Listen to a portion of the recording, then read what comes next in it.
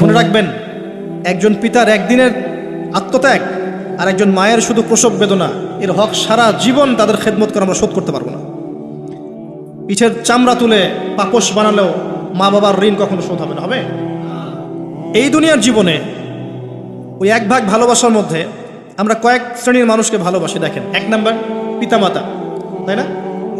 2 number স্ত্রী, 3 number সন্তান সন্ততি, 4 নাম্বার আত্মীয় স্বজন, পাড়া প্রতিবেশী, এবং আমরা যে দেশে থাকি সে দেশকে ভালোবাসি না? ভালোবাসি। এই ভালোবাসাগুলো কিন্তু বৈধ। এই ভালোবাসাগুলো কি বৈধ? এখানে একটা বিষয় বুঝতে হবে যে ভালোবাসা আর ঘৃণা করার মানদণ্ড কে দিবে?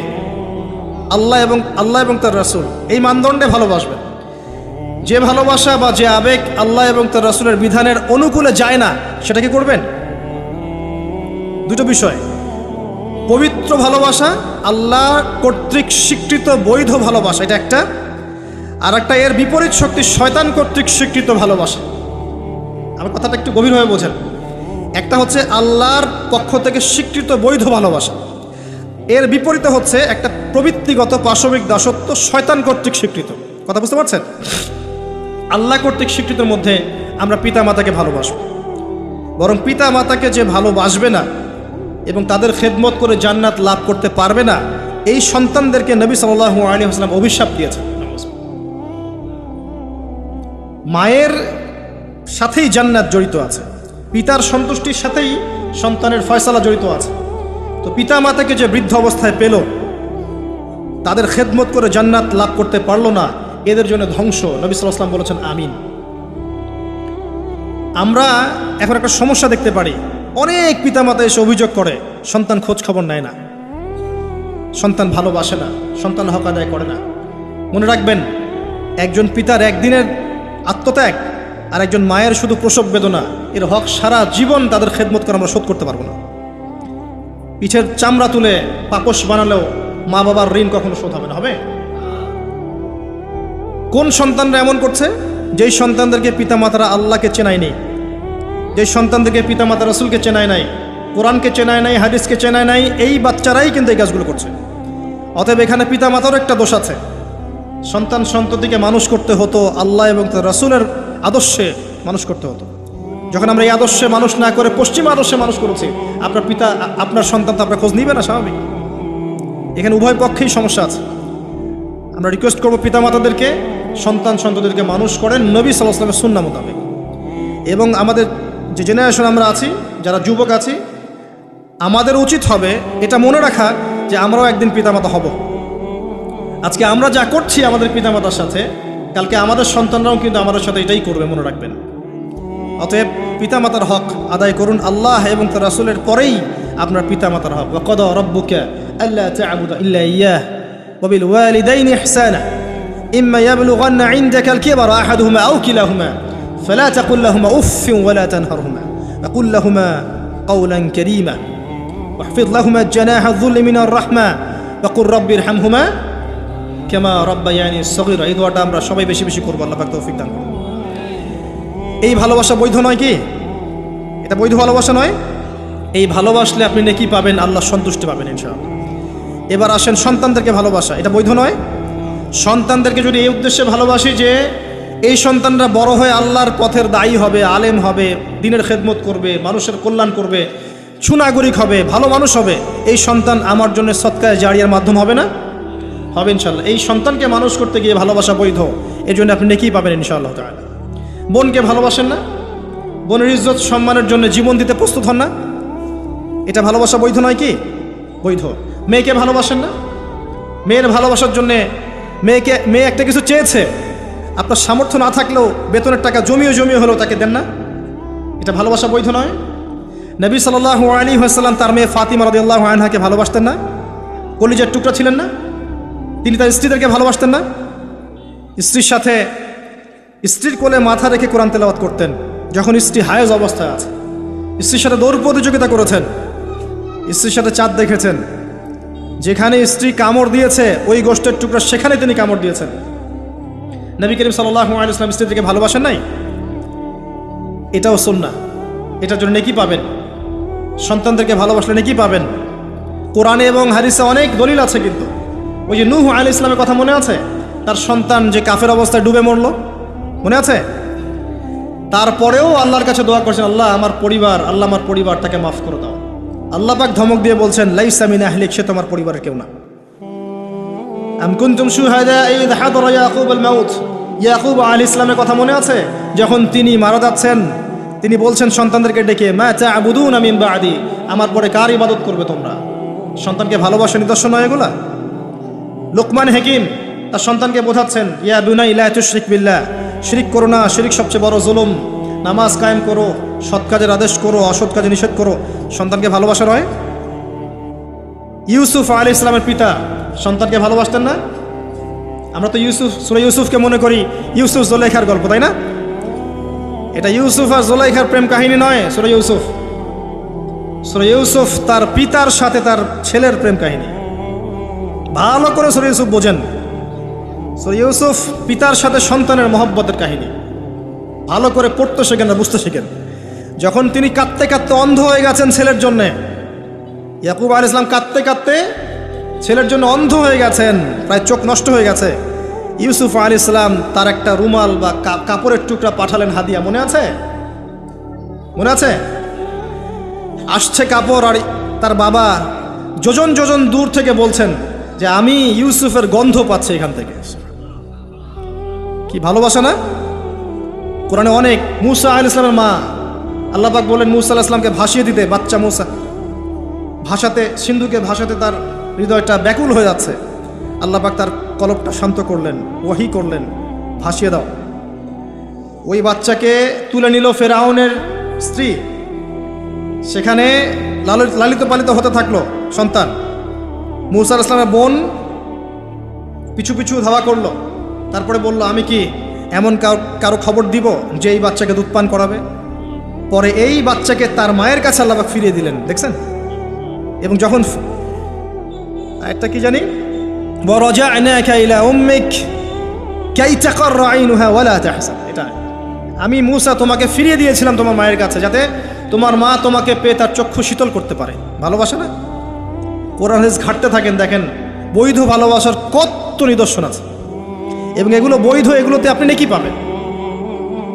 বাবার প্রতি ভালোবাসা, সন্তানের প্রতি ভালোবাসা, আপনার স্ত্রী সন্তানের প্রতি ভালোবাসা, আপনার স্ত্রীর প্রতি, আপনার প্রতিবেশীর প্রতি, আত্মীয়তার হক রক্ষা করলে, আপনি দেশের খেদমত করলে, জাতিকে ভালোবাসলে আপনি নেকি পাবেন, কল্যাণে কাজ করলে নেকি পাবেন ইনশাআল্লাহ। এবার এর বিপরীতে শয়তান, শোনেন এই জায়গাটা একটু ভালো করে বোঝেন, লাস্ট অংশ। এর বিপরীতে শয়তান চেয়েছে কি? যাতে করে আদম সন্তানদেরকে জাহান্নামে নিয়ে যেতে পারে। এই জন্য পবিত্র ডিভাইন বৈধ ভালোবাসার বিপরীতে সে কিছু প্রবৃত্তিগত চাওয়া দিয়েছে আপনাকে, প্রবৃত্তিগত আবেগ, কিছু অনুভূতি, কিছু পাশবিক দাসত্ব দিয়েছে। যদি আপনি এই অবৈধ পথে পা বাড়ান, তাহলে এই ভালোবাসাগুলোর বিনিময়ে কোনো নেকি তো হবেই না, বরং আপনার জাহান্নামের ফয়সালা হয়ে যাবে। শয়তান দুরকম, মানুষ শয়তান, জিন শয়তান। এর পাশাপাশি আছে শেষ জামানার সবচেয়ে বড় ফিতনা মসিহুদ দাজ্জাল এবং তার অনুসারীরা। সব কিছু মিলে তারা আপনার সামনে কয়েকটা টোপ দিয়ে দিয়েছে। এক নাম্বার, আপনাকে দিয়েছে দুনিয়ার প্রতি ভালোবাসা। এক নাম্বার, দুনিয়ার প্রতি ভালোবাসা। যে দুনিয়াকে ভালোবাসবে সে হালাক হয়ে যাবে। যার কলবের মধ্যে দুনিয়ার প্রতি আসক্তি আর ভালোবাসা আছে, সে কখনো 100% মন দিয়ে আল্লাহর ইবাদত করতে পারবে না। এক নাম্বার, বেঁচে থাকতে হবে কি থেকে? দুনিয়ার প্রতি আসক্তি, ভালোবাসা থেকে। এটা এক নাম্বার। দুই নাম্বার, অর্থ সম্পদ এগুলোর প্রতি ভালোবাসা, মোহ। আলহাকুমুত তাকাসুর হাত্তা যুরতুমুল মাকাবির কাল্লা সাউফা তা'লামুন সুম্মা কাল্লা সাউফা তা'লামুন। সূরাটা তো আমার চেয়ে আপনারা ভালো জানেন। শেষে কি আছে? সুম্মা লা তুসআলুন্না ইয়াওমাইযিন আনিন নাঈম। যে টাকা পয়সার প্রতি ভালোবাসা শয়তান ঢুকিয়েছে। আরও ঢুকিয়েছে শয়তান মাদকের প্রতি ভালোবাসা, মাদকের প্রতি আসক্তি, ভালো লাগে মাদক খেতে, একটা ভালোবাসা কাজ করে। ঢুকিয়েছে মিউজিকের প্রতি ভালোবাসা, হারাম মিউজিকের প্রতি ভালোবাসা, ভালো লাগে, মন নাকি শান্ত হয়। আর সবচেয়ে ডেঞ্জারাস যেটা ঢুকিয়েছে সেটা হচ্ছে এমন মেয়ের প্রতি আসক্তি, এমন নারীর প্রতি আসক্তি যে আসক্তিটা আল্লাহ পাক হালাল করেন নাই। অর্থাৎ গায়রে মাহরাম মেয়ের প্রতি আসক্তি। এটা এক নাম্বার, কারণ আল্লাহ পাক সূরা আলে ইমরানে বলেছেন যুয়্যিনা লিন-নাস হুব্বুশ শাহাওয়াতি মিনান নিসা, যে কয়টা বিষয়ের প্রতি মানুষের আসক্তি থাকে তার প্রথমটা হচ্ছে নিসা বা মহিলা, পরে অন্য টাকা পয়সা ধন দৌলত সোনা চাঁদি এগুলো পড়ে। আর এটাকে শয়তান সবচেয়ে বড় অস্ত্র হিসাবে ইউজ করছে। মনে করে দেখেন, যত বড় বড় সম্প্রদায় ছিল এদের প্রধান প্রধান ফিতনাগুলো ছিল নারী কেন্দ্রিক। এমনকি নবীজি বলেছেন বনু ইসরাইলের মধ্যে প্রথম ফিতনা হয়েছে কি কেন্দ্রিক? নারী কেন্দ্রিক। আর আমি আমার উম্মতের মধ্যে নারীর চেয়ে বড় কোনো ভয়ঙ্কর ফিতনা ছেড়ে যাচ্ছি না। শয়তান এই কয়েকটা ফিতনা, আপনার দুনিয়ার আসক্তি, টাকা পয়সা, ভোগবিলাস, বাড়ি গাড়ি, ব্যাংক ব্যালেন্স, স্ট্যাটাস, ক্ষমতার ভালোবাসা, আপনার মাদকের ভালোবাসা, গান বাজনার প্রতি ভালোবাসা, অশ্লীলতা, বেহায়াপনা, জেনা আর হারাম রিলেশনশিপ, এগুলোর প্রতি শয়তান আসক্তি সৃষ্টি করেছে। এটা হচ্ছে ভালোবাসা নয়, এটা হচ্ছে পাশবিক প্রবৃত্তিগত একটা দাসত্ব। আমার কথা কি বোঝা যায়? ল্যাঙ্গুয়েজ একটু ডিফিকাল্ট মনে হয়। এটা কিন্তু বৈধ ভালোবাসা নয়, যে ভালোবাসলে আপনি নেকি পাচ্ছেন। দুনিয়ার প্রতি আসক্তি থাকলে নেকি পাবেন, পিতা মাতাকে ভালোবাসলে নেকি পাবেন। টাকা পয়সা, ব্যাংক ব্যালেন্স, বাড়ি গাড়ির প্রতি আসক্তি, মোহ থাকলে নেকি পাবেন, ফিতনায় পড়ে যাবেন। কিন্তু আপনি সন্তানকে ভালোবাসলে নেকি পাবেন। একটা হারাম মেয়েকে ভালোবাসলে নেকি পাবেন, আপনি স্ত্রীকে ভালোবাসলে নেকি পাবেন। স্ত্রীর মুখে ভাত তুলে দিলে নেকি পাবেন, স্ত্রীর মুখে খাবার তুলে দিলে নেকি পাবেন, তার দিকে তাকালে আপনি নেকি পাবেন, তাকে আদর করলে নেকি পাবেন, তার সাথে অন্তরঙ্গ সময় কাটালে আপনি নেকি পাবেন। আপনি মাদক, এই যে গান বাজনা, পর্নোগ্রাফি, মানে ক্ষমতার দাপট, এই বিষয়গুলোকে ভালোবাসলে নেকি পাবেন, নাকি মায়ের সেবা করলে নেকি পাবেন? বৈধ ভালোবাসা, অবৈধ আসক্তি। এখন এই অবৈধ আসক্তিগুলোর মধ্যে একটা হচ্ছে হারাম মেয়েদের প্রতি ভালোবাসা, যেটা এখন এই মুসলিম সমাজের মহামারী বলা যায়। অন্য পয়েন্টসগুলো আজকে আমি বলার সময় পাচ্ছি না, এগুলো নিয়ে অনেকদিন বলেওছি, ইনশাল্লাহ আগামীতে বলবো। দুনিয়া, মাদক, অন্যান্য বিষয়গুলো পরে টাচ করবো ইনশাল্লাহ। আজকে যে বিষয়টা নিয়ে কথা বলার বেশি দরকার, যেহেতু আগামীতে একটা সময় আসছে যখন এই বিষয়টাকে নিয়ে মানুষ বেশি পাপে লিপ্ত হবে, এই জন্য বলছি। এটা হচ্ছে হারাম ভালোবাসা, আল্লাহ পাক বৈধ করেননি। এমনকি কথা বলার সময় আল্লাহ পাক বলেছেন একজন গায়রে মাহরাম মেয়ে যেন পর্দার আড়াল থেকে কথা বলে, কিছু চাইতে হলে যেন পর্দার আড়াল থেকে চায়, এবং গলার ভয়েসটা যেন কর্কশ হয়। আল্লাহ লিমিটেশনগুলো দেখেন আর বাস্তবতা দেখেন। আল্লাহ পাকের লিমিটেশন হচ্ছে এরকম যে একজন মেয়ে যে আমার স্ত্রী নয়, তার সাথে আপনি ফোনে কথা বলতে পারবেন না, প্রেমালাপ করতে পারবেন না, আপনি তার দিকে কামনার দৃষ্টিতে তাকাতে পারবেন না, আপনি তাকে স্পর্শ করতে পারবেন না, তার সাথে নির্জনে কোথাও সময় কাটাতে পারবেন না। আল্লাহর বাইন্ডিংসগুলো দেখেন। একজন নারীর সাথে ফোনে কথা বললেই কিন্তু সেক্সুয়াল সম্পর্ক হয় না, হয়। একজন গায়রে মাহরাম মেয়ের সাথে যদি আপনি বসে কফি খান, তাহলে কিন্তু যৌন সম্পর্ক স্থাপিত হয়নি, এখন হয়। তারপরেও আল্লাহ রাব্বুল আলামিন বলছেন ওয়ালা তাকরাবু জিনা, এটার নাম আল্লাহ দিয়েছেন জিনা, আর বলছেন করো না এমনটা নয়, বরং ধার কাছেও যেও না। মানে একটা সীমারেখা দেয়া আছে, একটা মাঠ, এর চারপাশে একটা বাউন্ডারি দেয়া আছে, বাউন্ডারি পর্যন্ত। আল্লাহ বলছেন মাঠে ঢুকো না, এমনটা বলছেন না। আল্লাহ বলছেন মাঠের বাউন্ডারির কাছেও যেও না। কথা বুঝতে পারছেন? ফল খেও না, না ওয়ালা তাকরাবা হাদিহিশ শাজারা, এই গাছটার কাছেও যেও না। মিলাতে পারছি আমি, বুঝতে পারছি? আদম এবং হাওয়া আলাইহিস সালাম এই গাছের ফল খেও না, এমন কথা ছিল না। কথা ছিল এই গাছের কাছেও যেও না। একই কথা আল্লাহ বলছেন জেনা করো না নয়, ওয়ালা তাকরাবু জেনা, জেনার কাছেও যেও না। এখন এটা হচ্ছে আল্লাহর নিষেধাজ্ঞার একটা বাইন্ডিংস, লস, একটা পিলার, একটা বাউন্ডারি। আর আপনি বাস্তবতা দেখবেন ভিন্ন, যে গায়রে মাহরাম ছেলে মেয়ে এরা অ্যাডাল্ট, এদের যৌন চাহিদা আছে, সেক্সুয়াল চাহিদা আছে, একে অপরের সাথে কোনো মাহরামের সম্পর্ক নাই।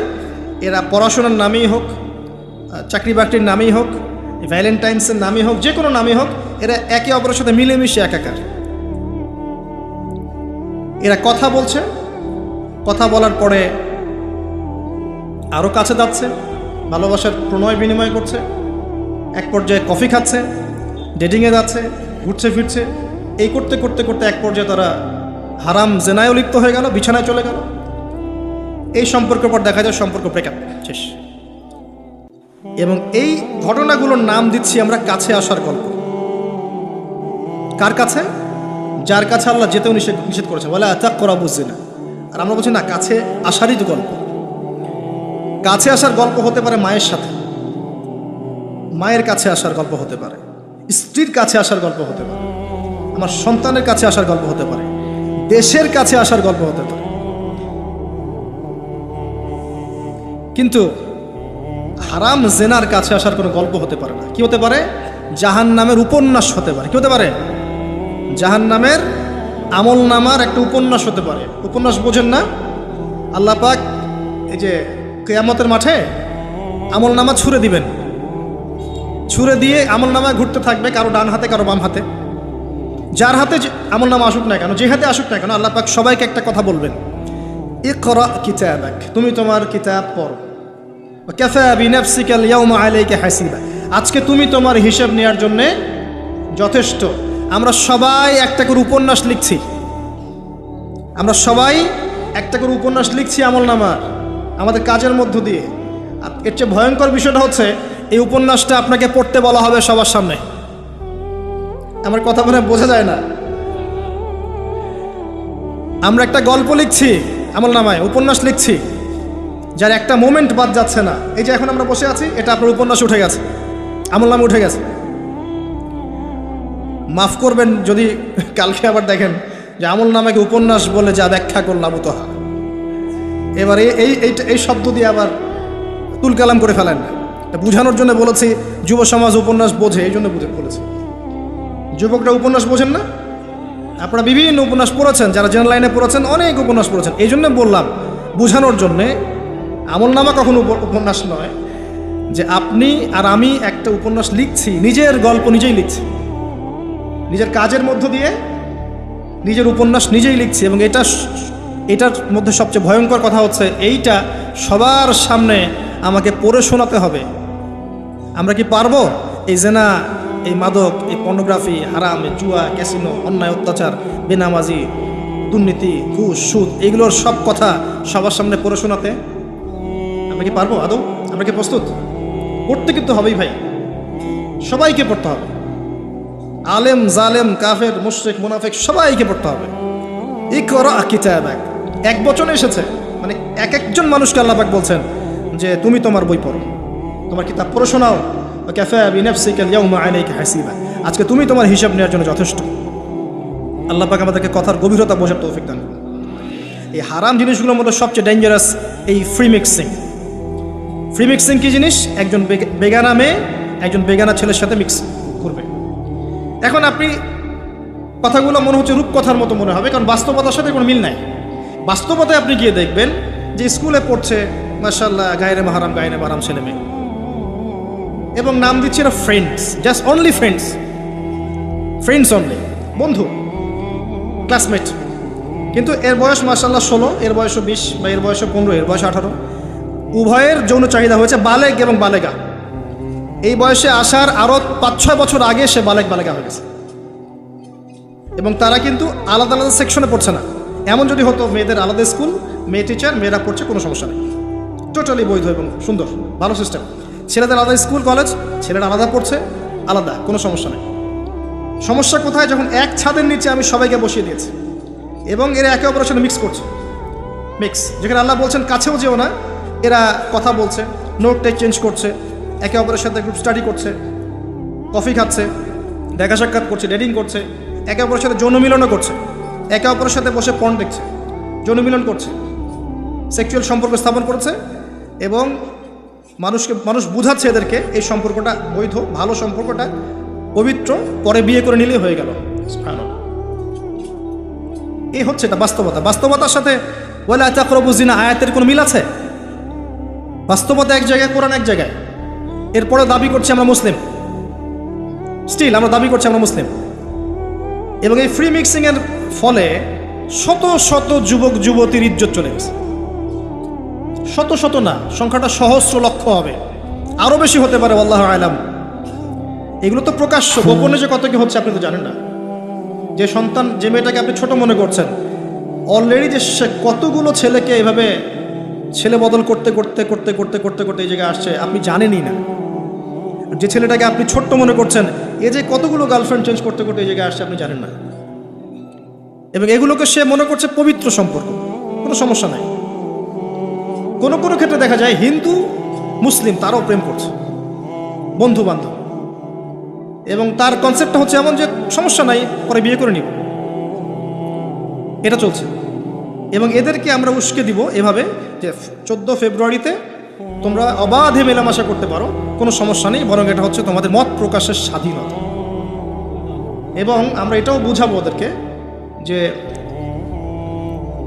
যারা এগুলোর বিরুদ্ধে বলবে তারা মৌলবাদী, তারা সমাজের উন্নতি অগ্রগতি প্রগতি চাচ্ছে না, তারা চাচ্ছে না তোমরা এগিয়ে যাও, বরং তারা তোমাদেরকে পিছিয়ে দিতে চাচ্ছে। কোথায় এগিয়ে নিচ্ছি আমরা এদেরকে? আমি জানি কোথায় নিচ্ছেন, এক্স্যাক্টলি বলতে পারবো কোথায় নিচ্ছেন। ইলাল নার, জাহান্নামের দিকে, জাহান্নামের দিকে এগিয়ে নিচ্ছেন, আর কোনো দিকে নয়। আসেন, এই মিক্সিংটা এখানে শেষ হলো না। এরপরে যখন সে কলেজ লাইফে গেল, সেখানেও দেখবেন সেম দৃশ্য, একই অবস্থা। দেখা যায় কলেজে মাঝে মাঝে আন্দোলন হয় না, হয় না? আন্দোলনে দেখবেন যে ছেলে মেয়ে একসাথে, ছেলের কাঁধে মেয়ের কোলের মধ্যে ছেলে মাথা দিয়ে স্লোগান দিচ্ছে, মনে হচ্ছে যেন স্ত্রী। সুবহানাল্লাহ। হ্যাঁ, দেখবেন বিভিন্ন আন্দোলনের সময় দেখবেন কলেজ বিশ্ববিদ্যালয়গুলোতে, আমরা তো পড়েছি, আমরা তো বলতে পারবো, আন্দোলন হচ্ছে, বান্ধবী বসে আছে, বান্ধবীর কোলে মাথা দিয়ে বন্ধু, মনে হচ্ছে যেন স্ত্রী। স্ত্রী না পাবলিক প্রপার্টি, আল্লাহ ভালো জানে। তা পাবলিক প্রপার্টি যে কেউ ভোগ করতে পারে। এটা কলেজে শেষ থাকলো না, ইভেন স্কুল কলেজের মধ্যে দেখবেন যে আপনি টিচার একজন পড়াচ্ছেন, পুরুষ টিচার, এর চারপাশে মেয়েরা গোল করে বসে আছে ব্যাচ, পুরুষ টিচার মেয়েদের ব্যাচ পড়াচ্ছেন, মেয়েরা সবাই তার গায়ে মাহারাম। দর্শনটা এখানে এরকম না, এরা তো আমার মেয়ের মতো, এরা তো আমার মেয়ের মতো,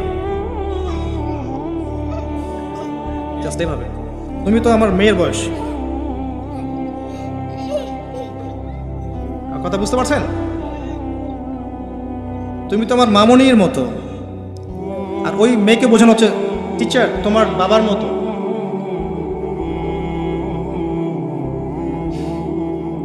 একটা পুরুষ টিচার, চারপাশে মহিলা, মেয়েরা বসে আছে, সবাই অ্যাডাল্ট, সবার সাথে তার বিয়ে জায়েজ, সবার সাথে তার বিয়ে শরীয়ত সম্মতভাবে জায়েজ। তারপরে একটা ফিলোসফি দর্শন ঢুকিয়ে দিয়ে তুমি তোমার মেয়ের মতো, অহরহ মেয়েদের ইজ্জত হারাচ্ছে, অহরহ। আপনারা সেকুলার পত্রিকাগুলো এবং মিডিয়াগুলো ঘাঁটতে থাকেন, দেখেন কি পরিমাণে ছাত্রীদেরকে টিজিংটা বেড়েছে, কি পরিমাণে বেড়েছে। এমন অনেক ছাত্রী আছে, আমি বিভিন্ন রাষ্ট্রের নিউজ দেখি যে টিচাররা, একটা স্কুলের টিচাররা মিলে প্রাইমারি স্কুল থেকে শুরু করে হাই স্কুল পর্যন্ত অসংখ্য ছাত্রীকে রেপ করেছে, ভিডিও ধারণ করেছে, এখানে মহিলা টিচাররা ইনভলভ ছিলেন, এমন নিউজ এসেছে। এবং অ্যাসিড দিয়ে মুখ ঝলসে দেওয়ার ভয় দেখিয়ে কাজ করা হয়েছে দীর্ঘদিন ধরে, ভয়ে মেয়েরা কিছু বলতে পারে নাই।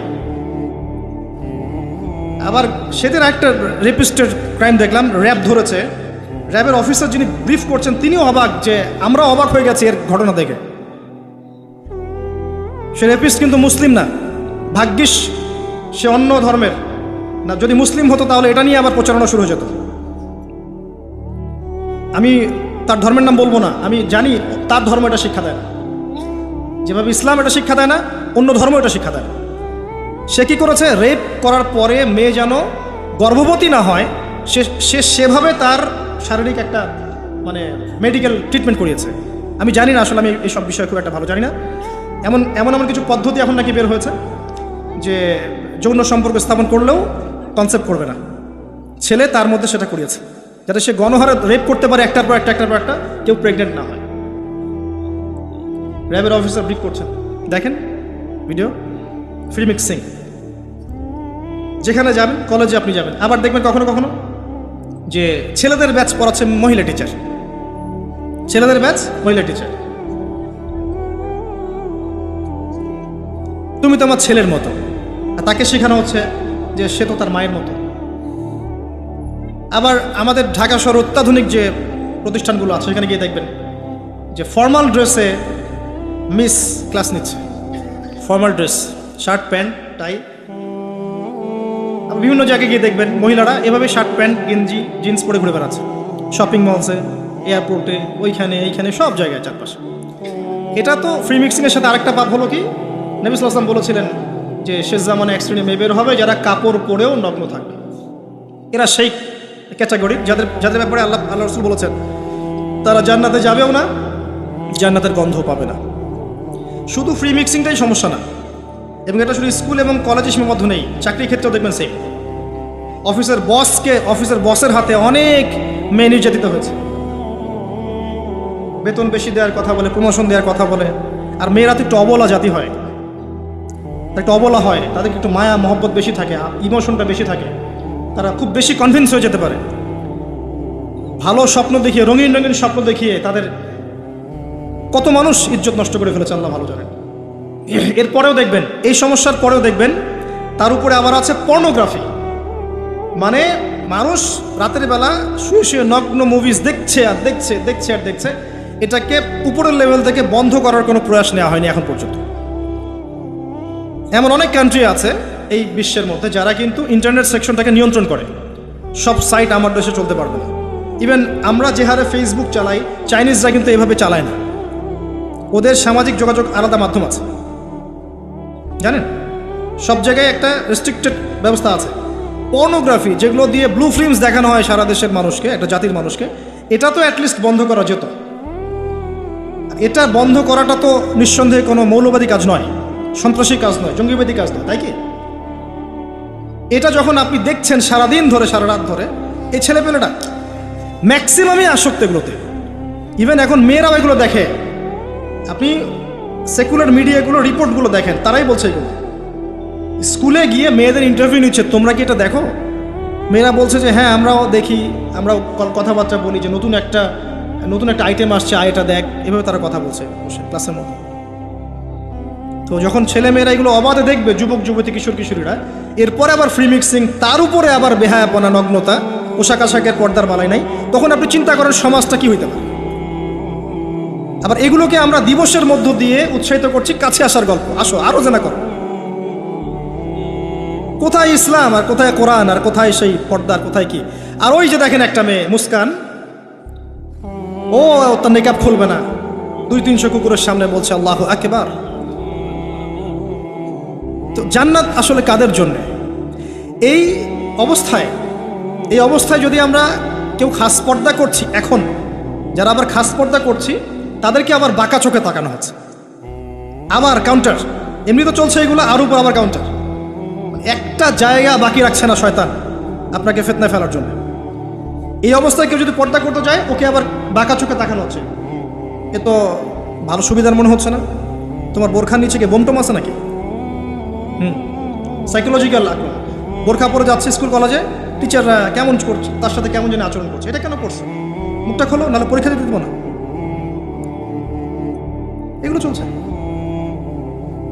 এরপরেও আরও আছে বিভিন্ন beauty contest, media, movies, cinema, এইসবের মধ্য দিয়ে ঘরে ঘরে ঢুকিয়ে দিয়েছি যে এই ফ্রি মিক্সিং, বেহায়াপনা, নগ্নতা, এটাই প্রগতি, এটাই উন্নতি, এটা অগ্রগতি। ইভেন আমাদের ছোট ছোট বাচ্চারা এগুলো দেখে দেখেই বড় হচ্ছে এখন। জানি না ওরা আবার কোন জেনারেশন হয়ে গড়ে ওঠে, আল্লাহ ভালো জানে।